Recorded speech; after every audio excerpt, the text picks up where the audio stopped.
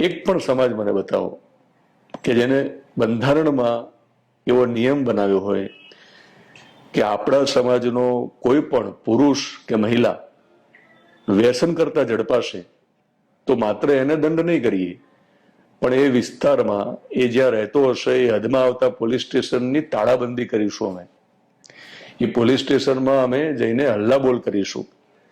એ police સ્ટેશનમાં જઈને અમે આવેદનપત્ર આપીશું. અમે એ પોલીસ સ્ટેશનના જવાબદારી અધિકારીની બદલીની માંગ કરીશું, એને સસ્પેન્ડ કરવાની માંગ કરીશું. અમે જે તે વિસ્તારના ધારાસભ્ય સામે રેલી કાઢીશું.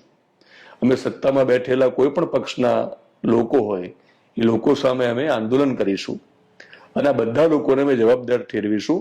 જ્યારે અમારા ઘરમાં કોઈ જુગાર રમતો ઝડપાશે, અમારા સમાજના કુટુંબમાં કોઈ દારૂ પીતો કે ડ્રગ્સ લેતો ઝડપાશે, કોઈ દેવું કરશે તો પણ આ લોકો જવાબદાર હશે.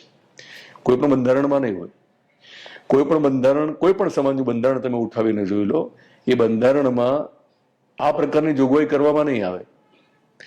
સાથે મળીને સંપીને ભાજપ, કોંગ્રેસ કે આમ આદમી પાર્ટીના નેતાઓ પણ આ નહીં કરે.